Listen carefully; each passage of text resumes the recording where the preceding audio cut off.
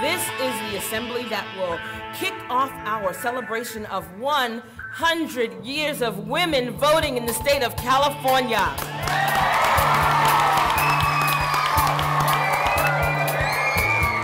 Please join us in giving a warm Hamlin welcome to Attorney General Kamala Harris.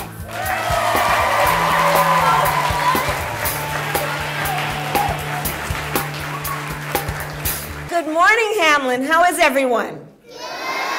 You know, I was once 5 years old. I was once sitting here, and you all can stand here one day and be the Attorney General of the state of California. So just keep that in mind. I am the top lawyer for the biggest state in the country.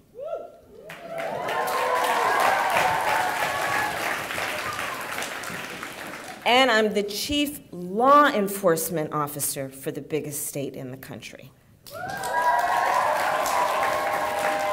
And I'm the first person to have this position that was once a 5 and 7 and 10-year-old girl. So that means I'm the first person who was a 5 or a 6 or a 7 or an 8 or a 9 or 10-year-old girl to have this position who carries this. With that badge, I can go to various places and talk with various people about how we can keep our state safe, how we can make sure that our children are always protected, and how we can make sure that everybody follows the law.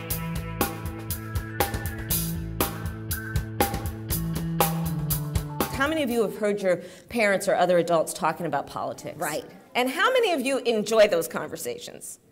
Not as many. I get it. And sometimes have you heard them talking very loudly and very passionately about politics? Yeah. You know what? Listen to those conversations, because they're interesting. And the best thing about it is when people are talking about politics, they're talking about what should the world be? How can we be best in the world in terms of being good people? How can we take care of other people in a smart way? That's what people are usually talking about when they're talking so passionately about politics. And so my parents were students at Berkeley in the 1960s when they met. And they met when they were actively involved in the civil rights movement. It was about how women could vote. It was about how everyone should be treated as equals. That it doesn't matter what your gender is, if you're a girl or a boy, or a man or a woman. It doesn't matter what your color is. It doesn't matter what your religion is. We should all be treated as equals.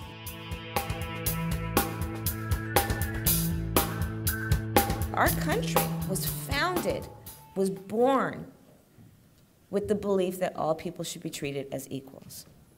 So I decided I wanted to be a lawyer so I could keep talking about that. And the first job I took was as a district attorney. I would stand in front of juries and said, people need to go to jail if they steal, if they hurt other people physically.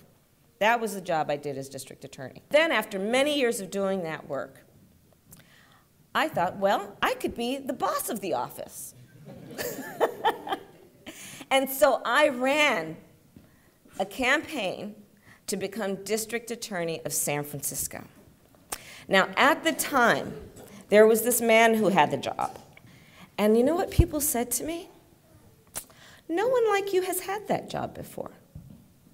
No girl, no woman, no person like you has had that job before, so it's going to be difficult to get it.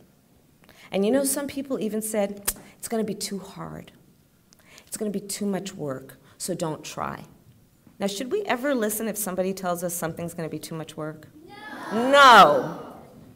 Should we ever listen when someone says to us, no one like you has done that before, so you can't do that? Do we listen to that? No. No. Because when we know we can do something, and when we work hard to get to that point, then we should go for it. We ran, and guess what? We won. We won. I became the first woman district attorney of San Francisco. And when I then won, I started, for example, a unit that was dedicated to making sure children are protected, a child abuse unit. What we thought about is this. We should always think of what we can do in the world based on what is possible, what can be done. We should never be burdened. We should never stop or think we can't do something because it's never been done. And then when I ran for Attorney General, again, people said to me, well, there's never been a woman who was once a girl who has done that work. And it's going to be difficult. And maybe people aren't ready for that. But did we listen? No. And did we win? Yes.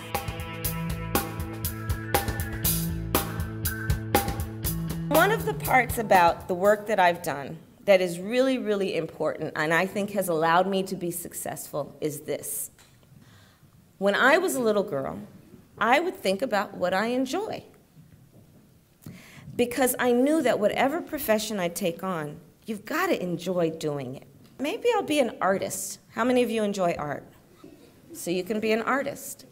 How many of you enjoy math? There you go. So you can be a mathematician or an engineer or a physician, a scientist. How many of you enjoy science? Yeah, exactly. You are going to cure the world.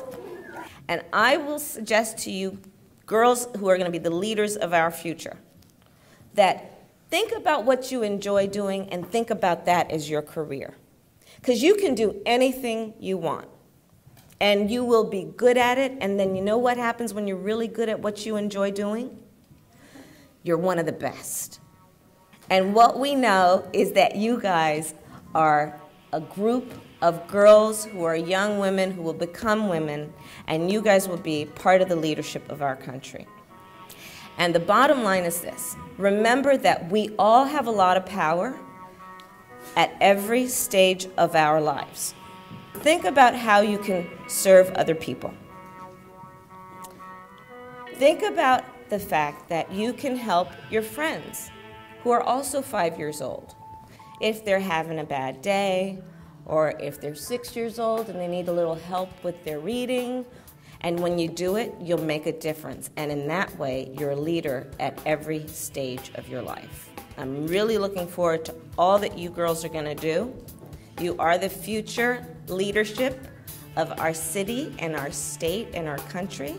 And I'm so excited to see how you are going to end up using all of that brilliance and that strength and that courage to make your mark on our world. So thank you.